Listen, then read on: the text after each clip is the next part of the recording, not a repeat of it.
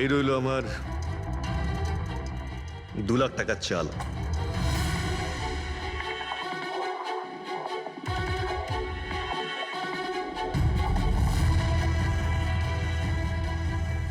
আমার 3 লাখ টাকার চাল।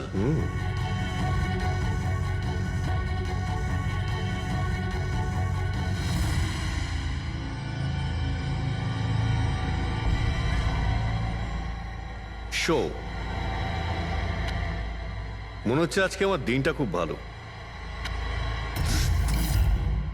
আমাকে হারানো আজ তোমাদের পক্ষে সম্ভবই নয়। সম্ভব না, তাই না? হ্যাঁ, দাঁড়া দেখাচ্ছি।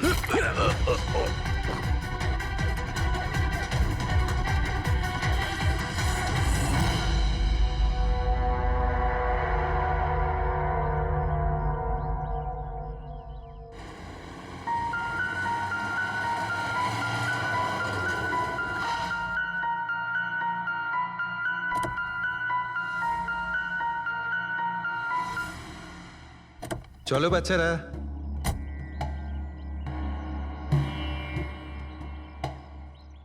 ভীষণ ক্লান্ত লাগছে, এত লম্বা ড্রাইভ। হেমন্ত, তুমি তো জানো আমরা ভ্যাকেশনে এসেছি, তাহলে কিছুদিন তুমি বিশ্রাম করে নিও। ওকে বাবা, ঠিক আছে, দরজা তো খোলো, আমি লাগেজগুলো নিয়ে আসছি। হ্যাঁ। এসো।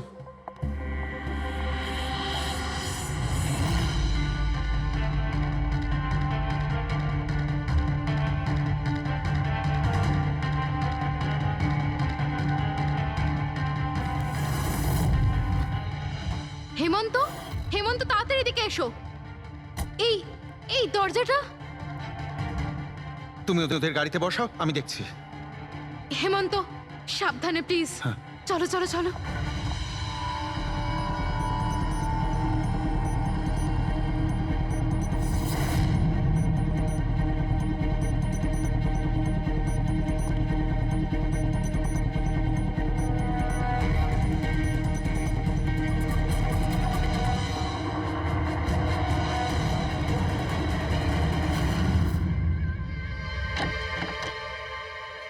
আচ্ছা, এখানে কোনো গার্ড নেই? ছিল স্যার, বহু বছর একজন গার্ড ছিল, কিন্তু ওই মাস চারেক আগে তার মৃত্যু হয়, ব্যাস তারপর থেকে আর কেউ নেই। আমি ভেবেছিলাম যে এবার একজন নতুন গার্ড রাখবো। আমায় বিশ্বাস করুন, আমি একদম সত্যি বলছি, আমি এই ভদ্রলোককে চিনিও না। উনি এখানে কি করছিলেন, ওনার ছবি এখানে কেন টাঙানো, আমি কিচ্ছু বুঝতে পারছি না।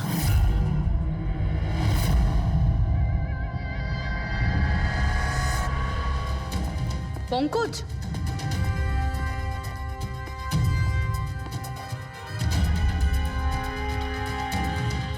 স্যার স্যার, জোর করে তো কেউ ভেতরে ঢোকেনি। হ্যাঁ, পিছনের দরজায় তালা নেই কোনো, আর তার ছিটকানিটা বাইরে থেকে খোলা যায়। ওখান থেকে এসছে ওরা। আর স্যার, এই লিভিং রুমের যে জানলাটা আছে, এর বাইরে একটা কাটার ঝোপ আছে। ঝোপের মধ্যে এইটা পেলাম স্যার, কাপড়ের টুকরো। মনে হচ্ছে কেউ এর উপরে নজর রাখছিল ওখান থেকে, আর তাড়াহুড়ো করে দৌড়তে গিয়ে তখন এই কাপড়ের টুকরোটা ওইখানে আটকে যায়।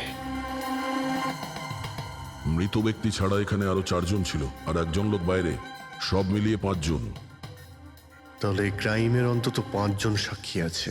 যদি ওই 5 জনের মধ্যে একজনকেও ধরতে পারা যায়, তাহলে জানা যাবে কাল রাতে এখানে কি হয়েছিল। 3 জন লোক আছে যারা এই খুনটা সম্বন্ধে জানে, এবং তারা যে খুন হয়েছে তার ছবি দেখে চিনতে পেরেছেন। কখন আসছে ওরা? একটা সময়। 5 জনের মধ্যে 3 জন প্রথমবারই পাওয়া গেল, নট ব্যাড। আর স্যার, ওনারা নিউজ দেখে নিজেরাই আমাদের সঙ্গে দেখা করতে এসেছিলেন। অসাধারণ ব্যাপার। সমাজে যদি বাজে লোক থাকে, ভালো লোকও অনেক আছে স্যার। কিন্তু ওরা কাল রাতে রিপোর্ট লেখালো না কেন? স্যার, স্যার এরা ওই 3 জন, প্রীতম, রণবীর, বিক্রম। প্রীতম, রণবীর আর বিক্রম। তোমরা সবাই জানো ওই খুনটার ব্যাপারে? Yes sir. 3 জনের আলাদা করে স্টেটমেন্ট নাও।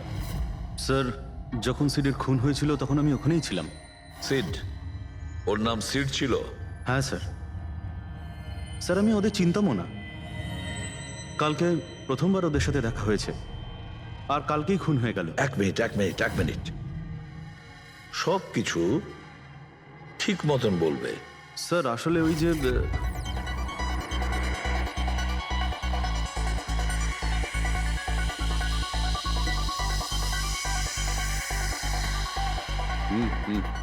Sure sir. কি হয়েছে স্যার? আপনি বোর হচ্ছেন? ক্লাবে ভাল লাগছে না আপনার? ক্লাব?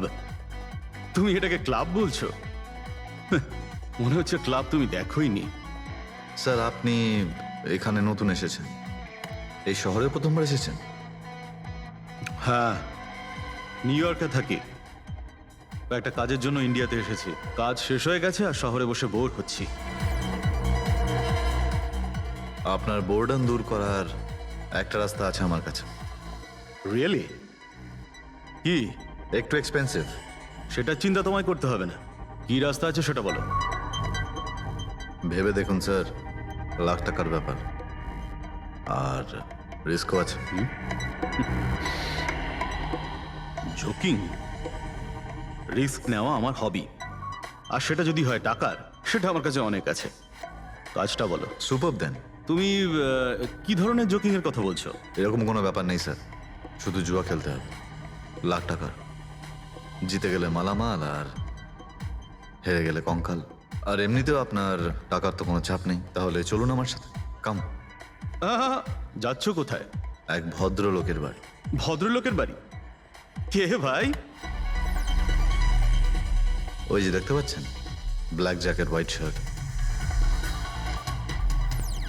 তাহলে ওই বারটেন্ডার তোমাকে ওর বাড়িতে নিয়ে গিয়েছিল, তারপর তারপর কি হয়েছিল? না স্যার, ও সিডের বাড়ি নিয়ে যায়নি। ও সিডের সঙ্গে পরিচয় করায়, তারপর আমরা সিডের বাংলোতে যাই।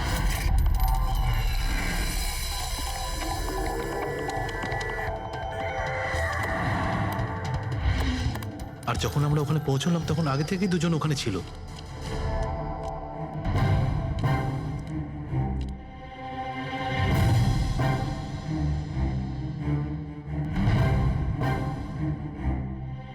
এই রইল আমার 2 লাখ টাকার চাল।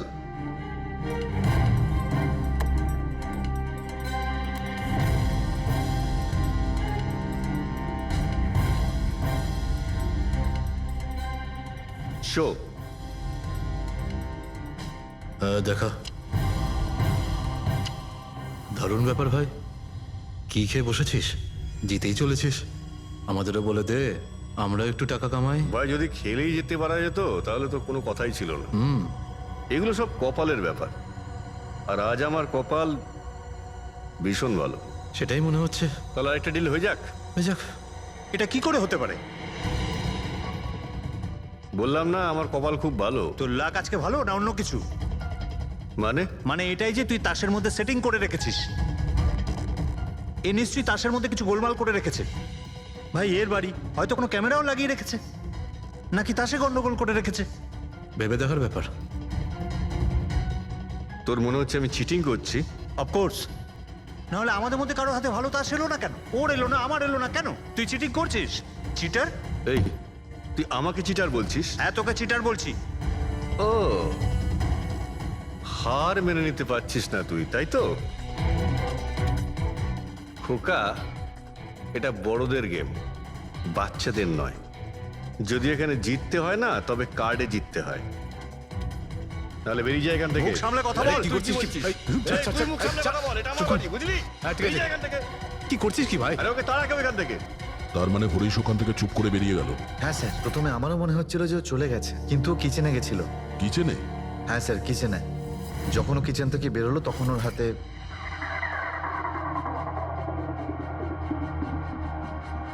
তুই আবার এসেছিস এখানে? তোকে বলেছি না এখানে আসবি না? বেরো এখান থেকে। আবার কি হলো কি? এই, তুই আবার হাত দিচ্ছিস গায়ে? আরে ভাই, আরে কি করলি কি তুই? আরে মেরে দিল ওকে। এটা এটা কি করলে? মেরে দিলে? আমি অ্যাম্বুলেন্সকে কল করছি, তোরা এখানে থাক। আরে মরে গেছো? পুলিশকে ফোন কর, না হলে আমরা সবাই ফেসে যাবো। পুলিশকে ফোন করলে আমরা বেঁচে যাব? জুয়া খেলছিলাম আমরা, বেআইনি এই জুয়া খেলা। হ্যাঁ, জুয়া খেলেছি, কাউকে মারিনি তো এক আমরা। বেশি চালাকি করিস না। পুলিশ যদি আসে না, আমি একা ফাঁসবো না, সবাই মিলে ফাঁসবো। সেভ একটা কাজ করতে পারি, তোরা এখান থেকে যা, আমি কাজটা খতম করে আসছি। তোমরা কত টাকা হেরেছিলে? স্যার 30 লাখ। আমার প্রায় 50 লাখ মতন। স্যার 35 লাখ। এক মিনিট রণবীর, তুমি বলেছিলে যে সিড ওই সময় সাদা শার্ট পরেছিল। ইয়ে স্যার, উনি সাদা শার্টই পরেছিল। আর বিক্রম? তুমি বলেছিলে যে ও হলুদ শার্ট পরেছিল। হ্যাঁ স্যার, ও হলুদ শার্টই পরেছিল। ও সাদা বা হলুদ রঙের শার্ট পরেছিল না, একটু ব্লুইশ কালার ছিল শার্টটার, আমার ভালো মনে আছে। কিভাবে সেটা হয়? আমরা যখন লাশটাকে পেয়েছিলাম তখন ও হোয়াইট কালারের শার্ট পরেছিল, আর রণবীরও তো এই একই কথা বলছে। এটা কিভাবে সম্ভব? একই সময়ে আলাদা আলাদা ড্রেসে কিভাবে খুন হয়? স্যার, যখন মার্ডার হলো তখন এটা কেউ ছিলই না ওখানে। ছিল না মানে? মানে এটাই যে আমার ভালো মতো মনে আছে, এটা 6 মাস আগের ঘটনা। এরা এরা ছিল না ওখানে। না স্যার, এটা পুরো 1 বছর আগের কথা। কি সব বলছে স্যার এরা? খুন তো কাল রাতে হয়েছে, তাই না? এক্স্যাক্টলি, খুনটা গতকাল রাতেই হয়েছিল। আর সেই সময় উনি সাদা রঙের শার্টই পরেছিলেন। এক মিনিট, এসব তোমরা কি বলছো? কাল রাত, 6 মাস, 1 বছর আগে? হ্যাঁ স্যার। আই হোপ তোমরা একটা লোকের মার্ডারের কথা বলছো যা কাল রাতে হয়েছিল, তাই তো? আর তোমরা বলছো এই দুইজন ছিল না মার্ডারের সময়? স্যার, এরা দুজন ওখানে ছিল না। আমি যে মার্ডারের কথা বলছি সেটা 6 মাস আগে হয়েছে। স্যার, খুনটা কাল রাতেই হয়েছিল। আর সেই সময় যারা ছিল সেই দুজন অন্য কেউ ছিল, ওরা তখন ওখানে ছিল না। হ্যাঁ স্যার, ওরা ঠিক বলছে, আমিও চিনি না এদেরকে। তোমরা তিনজনের সিডের কথাই বলছো তো? আর মার্ডার হওয়ার আগে ও তোমাদের সঙ্গে চেরিস ক্লাবে দেখা করেছিল তো? আর তারপরে ও তোমাকে হেমন্ত বিলায় নিয়ে গেছে। না না স্যার, ও আমাকে সংকল্প ম্যানশনে নিয়ে গেছিল। আর সেটা ওই কীর্তি হিলসে, হ্যাঁ কীর্তি হিলসে ছিল। না স্যার, ও আমাকে ইয়াশ হাউসে নিয়ে গেছিল, যেটা কার্টিস রোডে রয়েছে। একটাই লোক 3 বার 3 জায়গায় 3 রকম আলাদা আলাদা জামা কাপড় পরে কি করে মরতে পারে? হ্যাঁ, সালুকে বলো। আচ্ছা, ঠিক আছে, ওকে। অজিত, সালুকে কোনো সূত্র খুঁজে পেয়েছে। তোমরা যাও, সালুকের সঙ্গে দেখা করো, আর ততক্ষণে আমি এদেরকে একটু জিজ্ঞাসাবাদ করি।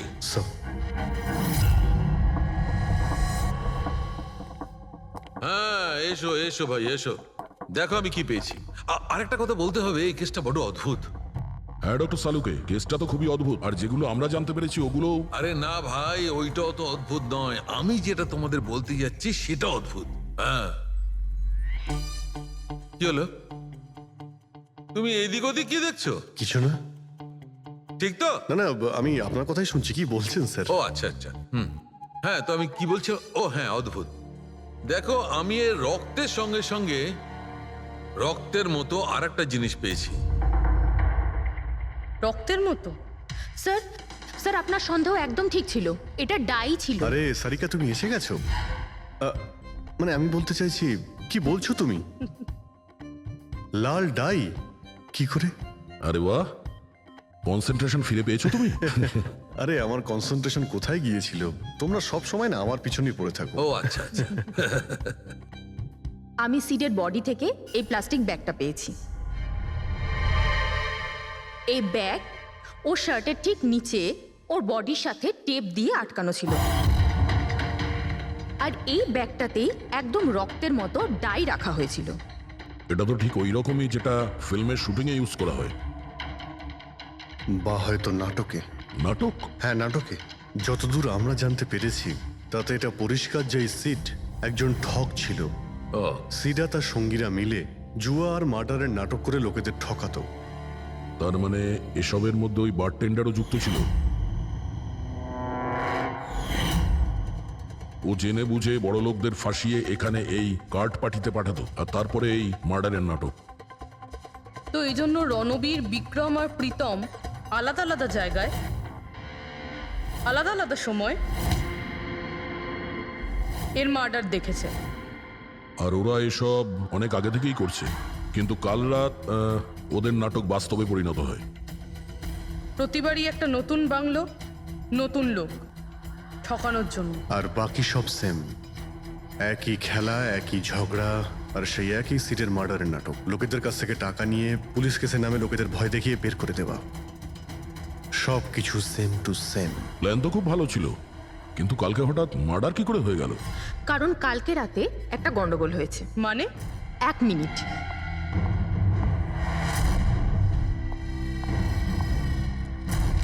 স্যার, আর এই হচ্ছে ছুরি। এই ছুরিটাও সেই রকমই নকল যেমনই রক্তটা। যদি এটাকে কারোর শরীরে মারা যায় তখন এটা শরীরের ভেতরে যায় না, এটা ছুরির ভেতরেই চলে যায়। এই দেখো। কিন্তু ডক্টর, এটা যদি নকল চাকু হয় তাহলে এই নকল চাকু দিয়ে সিড মারা গেল কি করে? কালকে রাতে একটা ভুল হয়েছিল। এখানে একটা পেঁচ আছে, এই দেখো। যদি এই পেঁচটাকে ঘুরিয়ে দেওয়া যায় তখন এই ফলাটা আটকে যায়, ভেতরে ঢুকতে পারে না। তারপর এই ছুরিটা দিয়ে কেউ যদি আঘাত করে শরীরের ভেতরে ঢুকে যায়। কেউ ইচ্ছে করে এই ছুরিটাকে এরকম বানিয়েছে যাতে সিড মরে যায়। এরকম তো সেই লোকটাই করতে পারে যে এই খেলার ব্যাপারে সব কিছু জানতো। এটা বোধহয় সে যে লিভিং রুমের ব্যালকনিতে ছিল, যার কাপড়ের টুকরো আমরা পেয়েছিলাম। আর দ্বিতীয়ত, আমাদের খুনির কাছে সে পৌঁছবে যে বাকি লোকেদের কার্ড পার্টি পর্যন্ত পৌঁছেছে। ওই bartender Dinesh. Excuse me? I am sorry sir, এখনো ক্লাব ওপেন হতে বেশ কিছুটা সময় বাকি আছে। Sorry sir. আমরা একটা কেসের ব্যাপারে এখানে এসেছি, আমরা সিআইডি থেকে। সিআইডি? হ্যাঁ বলুন স্যার, আমি কি করতে পারি আপনার জন্য? স্টাফেদের সঙ্গে কিছু কথা আছে। স্টাফেরা এখানে আছে? এখন সবাই তো এখানে নেই, কিছু লোক আছে যারা লকার রুমে ইউনিফর্ম চেঞ্জ করছে। আপনাদের একজন বারটেন্ডার দিনেশ, সে কোথায়? ম্যাম, কাল থেকে ও কাজে আসেনি, জানি না না বলে কোথায় গেছে। আচ্ছা স্যার, ব্যাপারটা কি? ও কিছু ঘটিয়েছে নাকি? করেছে কি করেনি সেটা পরে আপনি জানতে পারবেন। আপাতত আপনি ওর অ্যাড্রেস দিন আমাদের। স্যার, ও এখানে যে অ্যাড্রেস দিয়েছিল সেটা ভুল অ্যাড্রেস। অ্যাকচুয়ালি ও যখন উধাও হয়ে গিয়েছিল এখানে অ্যাড্রেস বুক থেকে ওর সব ডিটেলস বার করেছিলাম আমি, কিন্তু তারপর দেখলাম যে অ্যাড্রেসটা ভুল। আপনি চাইলে আমি আপনাকে অ্যাড্রেসটা দিতে পারি, কিন্তু আমার মনে হয় না আপনি ওকে ওখানে খুঁজে পাবেন। আপনি যখন কাউকে কাজে রাখেন তখন তাদের ডিটেলস নিয়ে রাখেন না? আপনি কি জানেন আপনার এই বারকে সামনে রেখে ও লোককে ঠকাতো? হোয়াট? আর আমরা এখন ওকে একটা খুনের ব্যাপারে খুঁজছি। Murder? I am sorry ma'am, আমি সত্যিই জানতাম না। সেই জন্যই আগে থেকে ভালো করে খোঁজ নিতে হয়। রুলসগুলো আপনার ভালো করে ফলো করা উচিত ছিল। আগে থেকে এগুলো করলে আজকে এরকম প্রবলেম হতো না। I am sorry sir. আচ্ছা, এই দিনের সম্পর্কে আর কি বলতে পারো? কিছু জানো ওর সম্পর্কে? না স্যার, তেমন বিশেষ কিছু নয়, কারণ ও খুব কম কথা বলতো, বেশিরভাগ চুপ করেই থাকতো। সেই জন্য ওর বন্ধু কম ছিল, শুধু এক মেয়ে ছাড়া, মানসী। ও এখানে ওয়েট্রেসের কাজ করে। ওদের মধ্যে ভালো ভাব ছিল, যদিও ওরা দুজনে কোনোদিন এটা প্রকাশ করেনি, কিন্তু আমার মনে হয় যে ওদের মধ্যে প্রেমের সম্পর্ক ছিল। তো আপনি মানসীকে জিজ্ঞেস করেননি কি ছিল ওদের মধ্যে? জিজ্ঞেস করেছিলাম ওকে, কিন্তু ও নিজেও জানে না। কোনো ব্যাপার না, মানুষকে একবার ডাকুন তো। ঠিক আছে স্যার। স্যার, মানসী। মানসী, দিনেশ তোমার বন্ধু ছিল? ছিল মানে? ও ঠিক আছে তো? দেখো, একটা খুন হয়েছে, আমরা সন্দেহ করছি দিনেশ ওটাতে ইনভলভ আছে। আমরা ওকে খুঁজছি। তুমি জানো কোথায় আছে ও? আমি নিজেই অনেক টেনশনে আছি, ওর ফোনও লাগছে না। আর ও এখানে যে অ্যাড্রেসটা দিয়েছিল সেটাও নকল। আর আপনারা বলছেন যে ও কোনো মার্ডারের সাথে যুক্ত? আচ্ছা, আপনি তো ওকে খুব ভালো করেই জানতেন না? হ্যাঁ স্যার, আমরা একে অপরকে ভালোবাসতাম আর আমরা বিয়েও করতে চলেছিলাম। সেই জন্য ও কিছু টাকা জোগাড় করতে চাইছিল। আচ্ছা, ও এই টাকাটা ক্লাবের চাকরি থেকে জমাচ্ছিল নাকি অন্য কোনো সাইড বিজনেস ছিল ওর? চাকরি ছাড়া ও শেয়ার বিজনেসে ও টাকা লাগিয়েছিল। আর আমাকে বলতো যে ও অনেক টাকা রোজগার করছে, আমাকে দামি দামি গিফট দিত আর দামি দামি রেস্টুরেন্টও নিয়ে যেত। তো ও তোমায় ওর ঠকানোর বিজনেসের ব্যাপারে কিছুই বলেনি? ওর কোনো ছবি আছে তোমার কাছে? হ্যাঁ আছে।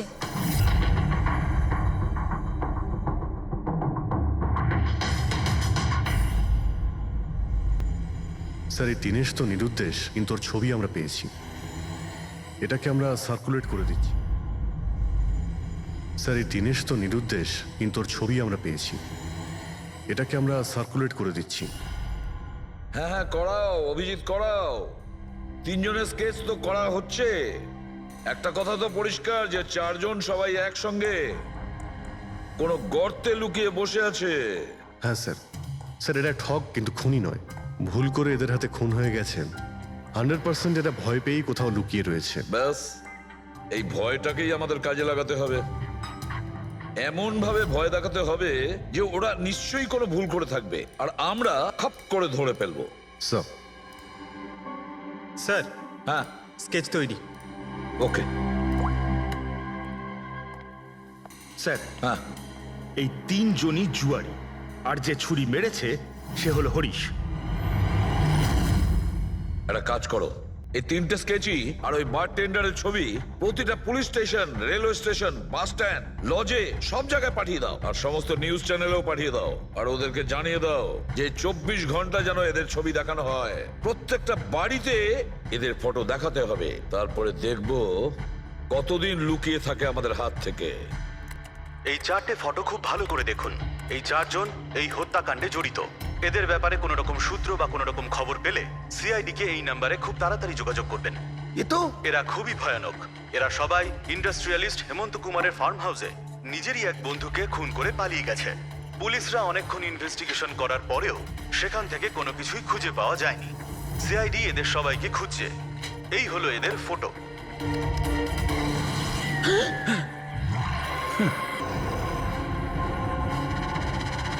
ভাই শোন না, ম্যাচটা চালু কর না, ম্যাচ হচ্ছে। এরা সবাই ইন্ডাস্ট্রিয়ালিস্ট হেমন্ত কুমারের ফার্ম হাউসে নিজেরই এক বন্ধুকে খুন করে পালিয়ে গেছে। সিআইডি এদের সবাইকে খুঁজছে। এই হলো এদের ফটো। দেখলি তুই, এরা তো সবকিছু জেনে ফেলেছে। ভাই ছবি টবি সব দেখাচ্ছে, সমস্ত ডিটেলস দেখাচ্ছে। বাজেভাবে ফেসে যাবো ভাই এসবে। হাসবো তো বটেই, আমি তোদের আগেই বলেছিলাম যে চল পালিয়ে যাই, কিন্তু তোরা তো শুনলেই না। এবার এবার পুলিশ আসবে, সব জায়গায় খোঁজ করবে, আর তখন আরে এখনো এখনো এখনো অনেক সময় আছে। চল পালাই, এই ব্যাগ তোলা, সবাই মিলে পালাই, চল।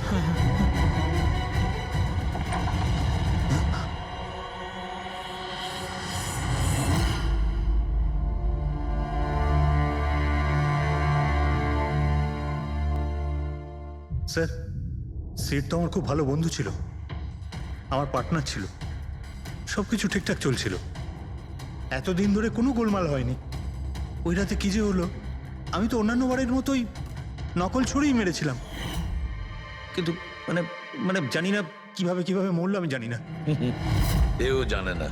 ওসব নাটক বন্ধ করো আর সত্যি করে বলো। বলো। স্যার, আমরা ধনী আর এনআরআই লোকদের বোকা বানিয়ে ঠকাতাম, আর দিনেশ ওই জেডিস ক্লাব থেকে এই ধরনের বোকাদের সিডের কাছে আনতো। তারপর আমরা সেই বড় লোক এনআরআই লোকগুলোকে কোনো খালি নির্জন বাংলোয় নিয়ে যেতাম, যেটা আমরা প্রথম থেকেই সিডের বাংলোর মতো সাজিয়ে রাখতাম। হ্যাঁ স্যার, আমার একটা বিজনেসও আছে স্যার, রিয়েল এস্টেটের বিজনেস। তাই স্যার এই কাজের জন্য এরকমই খালি শুনশান বাংলোর খোঁজ করতাম আমি স্যার, আর তারপর অ্যাভেলেবেল করাতাম এই কাজের জন্য স্যার।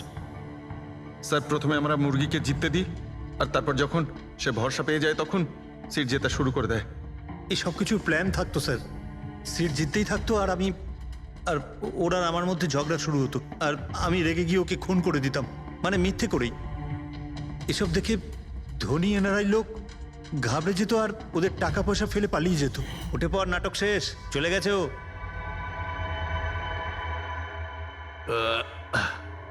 ঠিক গেছে তো রে? হ্যাঁ গেছে। উফ, আরে লেগে যাবে পাগল। তারপর আমরা ওই টাকাগুলো নিজেদের মধ্যে ভাগ করে নিতাম। ওই রাতেও সব এরকমই হয়েছিল। আমি ওকে ছুরি মেরেছিলাম, আর তারপর পুলিশকে। তুমি বলছো যে তোমরা ওখানে টাকা ফেলে পালিয়ে গিয়েছিলে? হ্যাঁ স্যার, পুরো 90 লাখ টাকা ছিল স্যার। আমরা সব ফেলে পালিয়েছিলাম। কিন্তু আমরা তো ওখানে কোনো টাকা পাইনি। আমি কিছু জানি না ম্যাম, ওই টাকাটা কোথায় গেছে, ওই নকল ছুরিটাই বা আসল কি করে হয়ে গেল, সিডের খুন কি করে হয়ে গেল, আমি কিচ্ছু জানি না ম্যাম। কেউ তোমাদের জালে তোমাদেরই ফাঁসিয়ে দিয়েছে, বুঝেছো? দেখো, এমন কেউ আছে যে তোমাদের এই খেলার ব্যাপারে সব কিছুই জানতো। ওই ছুরিটা নিয়ে কোনো গন্ডগোল করেছিল আর তাতেই সিট মারা যায়। আর ওই দিনেশ, ও কোথায়? সিড মারা যাওয়ার পর আমি দিনেশকে ফোন করেছিলাম। আমার কথা শুনে ও খুব ঘাবড়ে গেছিল, বললো কি যে ওই শহর ছেড়ে চলে যাবে। দিনেশ তো তখন থেকেই উধাও। তাহলে কি পুরো প্ল্যানটা আবার দিনেশ করেনি তো? ওখানে রণবীরকে পাঠায় আর হরিশের ছুরিটাই চেঞ্জ করে দেয়, আর তারপরে দিনেশ ব্যালকনিতে লুকিয়ে পড়ে। আর ওখান থেকে দিনেশ ফটো তুলেছে স্যার, আর হরিশকে পাঠিয়েছে। আর তারপর বলেছে যে পুলিশ আসছে, তাই এরা সব ভয় পালিয়ে গেছে। 90 লক্ষ টাকা ছেড়ে পালিয়ে গেছে। তার মানে দিনেশ আমাদের সাথে বেইমানি করেছে? বাহ, সবাইকে ঠকায় যে লোক, যখন তাদের সাথে এরকম হলো খারাপ লাগছে?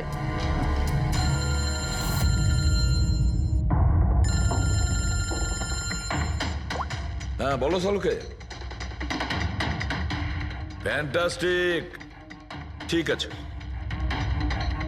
সালুকে বললো যে প্রমাণ পাওয়া গেছে, যে জিনিস দুটো আমরা দিনেশের কথায় আমরা পাঠিয়েছি। ওর ইউনিফর্ম আর জিম ব্যাগ। হ্যাঁ দা, যে কাপড়ের টুকরো আমরা ব্যালকনি থেকে পাই, ওই টুকরোর সঙ্গে এই দিনেশের ইউনিফর্মের কাপড় ম্যাচ করছে। স্যার, তার মানে খুনি দিনেশ?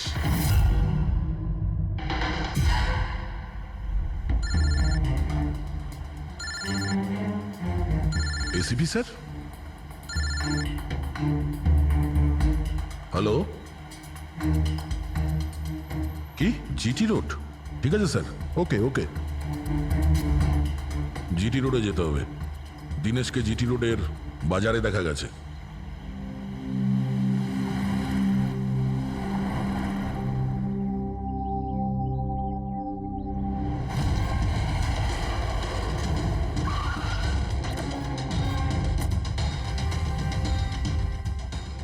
ভাই, এই লোকটাকে দেখেছো এখানে?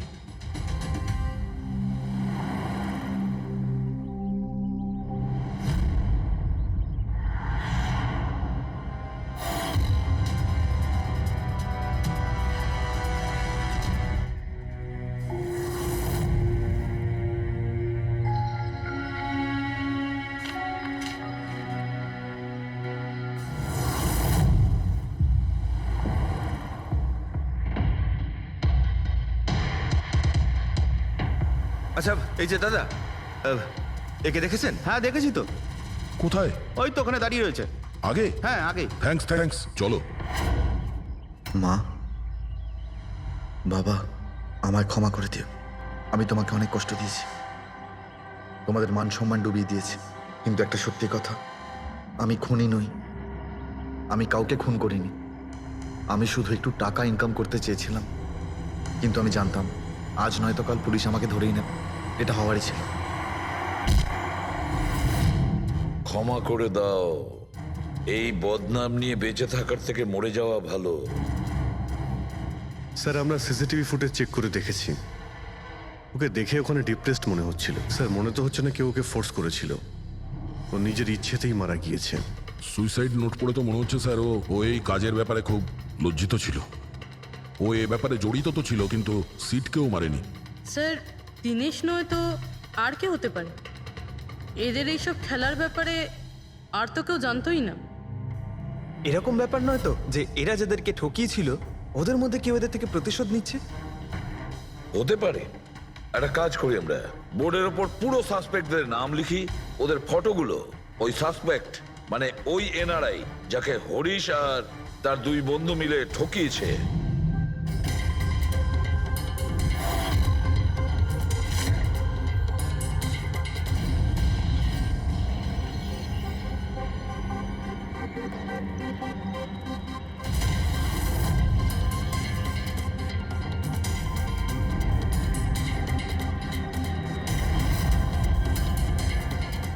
স্যার, এই হলো সেই সমস্ত লোকগুলো যারা এই কেসের সঙ্গে জড়িত। অভিজিৎ, খোঁজ নিতে হবে খুনের সময় এরা কোথায় ছিল। পুরো ইনফরমেশনটা আমরা এয়ারপোর্ট ইমিগ্রেশন থেকে পেয়ে যাব। স্যার, এই ফটোগ্রাফে যে 8জন লোক আছে সেই সময় তারা ইন্ডিয়াতে ছিলই না। ইনফ্যাক্ট বেশিরভাগ লোকই এই ঘটনার পরে ইন্ডিয়াতে ফেরেইনি। শুধু এই 4 জন ছাড়া এই 3 জন সাক্ষী, বিক্রম, রণবীর, প্রীতম আর মিস্টার রানা। স্যার, এক্ষুনি আমি মিস্টার রানার বাড়িতে ফোন করেছিলাম, ওনার ওয়াইফ ধরেছিলেন। বললেন যে 3 বছর আগে উনি মারা গেছেন, আর 3 বছর আগে এরা ওনাকে ঠকিয়েছিল। উনি এই গিল্ট ফিলেই ভুগতেন যে ওনার সামনে কেউ খুন হয়ে গেছিল আর উনি কিচ্ছু করতে পারেননি, যার জন্য উনি নেশার কবলে পড়েন। আর তাহলে বাকি থাকলো 3 জন সাসপেক্ট, প্রীতম, রণবীর আর বিক্রম। প্রীতম আর বিক্রম এরা তো দেশের মধ্যেই ছিল, কিন্তু এই শহরে ছিল না। এবার এই রণবীরই শুধু বাকি থাকলো। রণবীর তো নিজেই ওখানে ছিল, ওই ফটোতেও ছবি আছে। হ্যাঁ স্যার, ও একই সাথে ব্যালকনি আর হল তাতে থাকতে পারে না। এটা অন্য কেউই হবে। তাহলে কে হতে পারে এই খুনি? পঙ্কজ, মিস্টার রানা 3 বছর আগে মারা গেছেন। ওনার পুরো ডিটেলসটা আমার চাই। স্যার,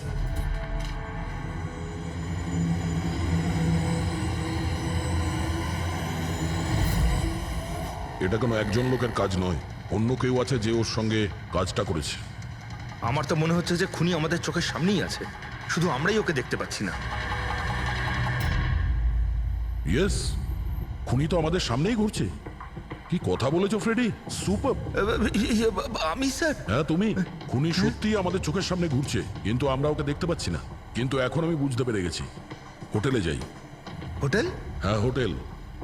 থিওরি হিসেবে ওর হোটেলেই থাকার কথা।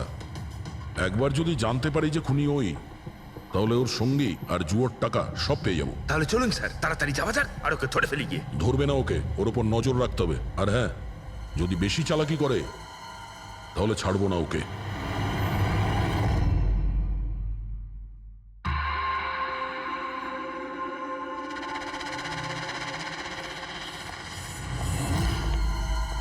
এক্সকিউজ মি, হ্যাঁ স্যার, আমি আপনার ফোন থেকে একটা ফোন করতে চাই। করুন স্যার। ওয়েল, আমার একটু প্রাইভেট কথা ছিল আর কি। এছাড়া কি আপনার কাছে অন্য কোনো ফোন আছে? স্যার ওইটাই চলে যান, ওটা থেকে কথা বলে নিন। Thank you. Thank you.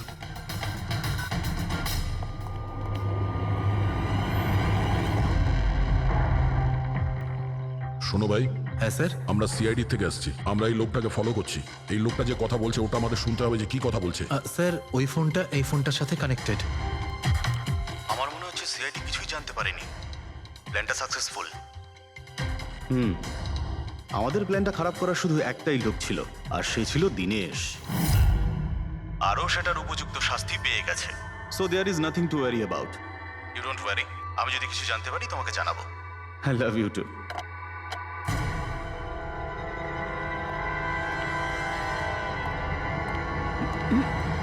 এই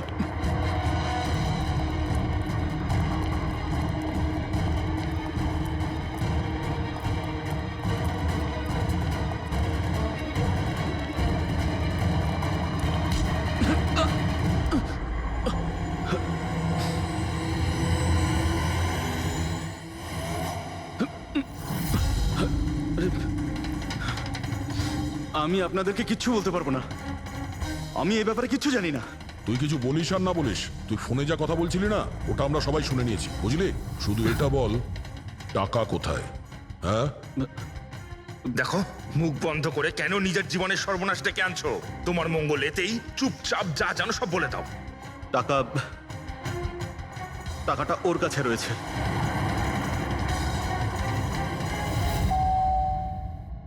একটু দেখ তো মা, কে বেল বাজাচ্ছে? হ্যাঁ মা।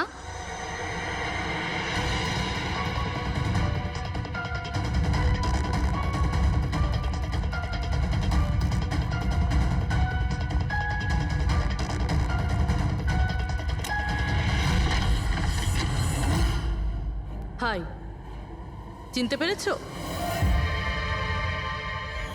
স্যার, মানসী। অ্যাকচুয়ালি আমরা আপনার বাড়ির তল্লাশি নিতে চাই। Search warrant. কি ব্যাপার? আপনারা কারা? সিআইডি। আমাদের কাছে আপনার বাড়ির তল্লাশির অর্ডার আছে। কিন্তু আমরা কি করেছি? আপনারা এখানে কেন এসেছেন? খুব তাড়াতাড়ি জানতে পারবে। চেক করো।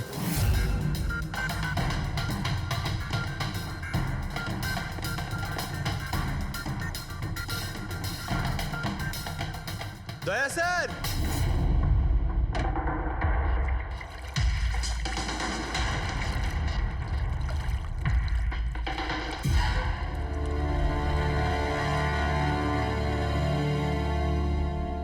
চলো।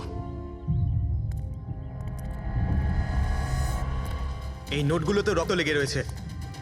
ডিএনএ টেস্ট করলেই জানতে পেরে যাব যে এই রক্তটা সিডের, তাই না? এবার বলো, কিছু জিজ্ঞেস করবে? এখন এ জিজ্ঞাসা করবে না, আমরা জিজ্ঞাসা করব ব্যুরোতে। কিন্তু আপনারা আমাকে কেন সন্দেহ করলেন? শেষবার আমাদের মনে হয়েছিল যে দিনেশ খুনি, কিন্তু ও সুইসাইড করে প্রমাণ করে দিয়েছে যে ও খুনি নয়। মানুষ এটা কি চেনো? এটা তোমার ইউনিফর্মের কাপড়ের টুকরো। এটার কারণে আমরা তোমাকে সন্দেহ করছি, বুঝেছো? আর তারপর আমরা এইটা খোঁজ লাগালাম যে তুমি এরকম কাজ করলে কেন। আপনি জানতেন যে আমি এসব কেন করেছি? মিস্টার রানা, আপনার বাবা ছিল, রাইট? হ্যাঁ, উনি আমার বাবা ছিলেন, আর ওনার প্রাণ সিড আর ওনার সঙ্গীতের জন্য গেছে। উনি ওই ঘটনাটা কিছুতেই ভুলতে পারেননি, আর উনি একজন ডায়াবেটিসের রোগী ছিলেন। তারপরে উনি প্রচুর ড্রিঙ্ক করতে শুরু করে দিয়েছিলেন। উনি কি জানতেন এগুলো যা হচ্ছে সেগুলো সবই নাটক? না, উনি কিছুই জানতেন না। যদি এটা জানতেন তাহলে নিজের প্রাণ নিতেন না। উনি তো এই সব কিছুকে সত্যি মনে করতেন।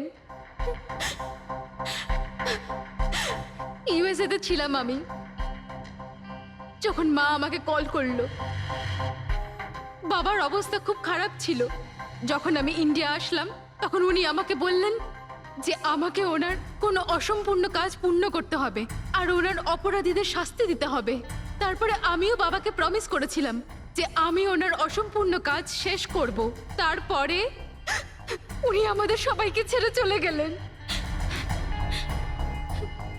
তারপরে তুমি কি করলে? তারপরে আমি খোঁজ করা শুরু করি, কিন্তু ওই সময় এরকম কোনো কেস রেজিস্টারই হয়নি। কিন্তু পরে আমার মনে পড়েছিল, বাবা বলেছিল যে এই জেডিস ক্লাবে দিনেশ ওনাকে সিডের সাথে দেখা করিয়েছিল। তো এইভাবে তোমার সঙ্গে দিনেশের দেখা হয়? হ্যাঁ, তারপরে আমি ওখানে ওয়েটারে চাকরি করা শুরু করি। দিনেশকে নিজের বন্ধু বানাই আর ধীরে ধীরে ওর কাছে আসতে থাকি। তারপরে পুরো বিষয়টাই আমি বুঝতে পেরেছিলাম যে কিভাবে ওরা আমার বাবাকে বোকা বানিয়ে আমার বাবার থেকে টাকা নিয়েছিল।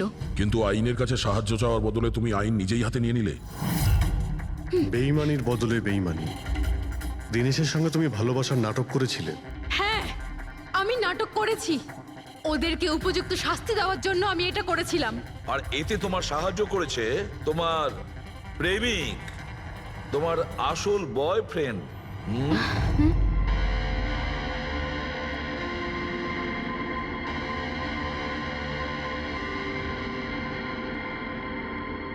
হ্যাঁ, আমরা দুজনে মিলে প্ল্যান করেছিলাম।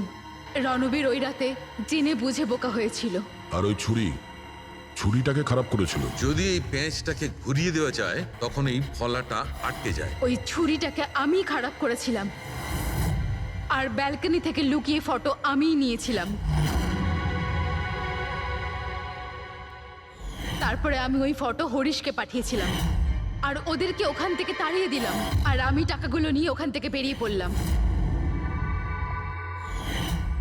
আমি আমার বাবাকে দেওয়া প্রমিস পূরণ করেছি। ওই টাকাটা আমার বাবার ছিল, আমি ওনার প্রতি ন্যায় করেছি। ভুল। ওই ন্যায় বিচার করা তোমার কাজ নয়, সেটা করবে আদালত। তুমি আইন নিজের হাতে নিয়েছিলে আর একটা খুব মস্ত বড় অপরাধ করেছো। আইন তোমাকে কঠোর থেকে কঠোরতম শাস্তি দেবে, তোমাদের দুজনকে কঠোর শাস্তি দেবে।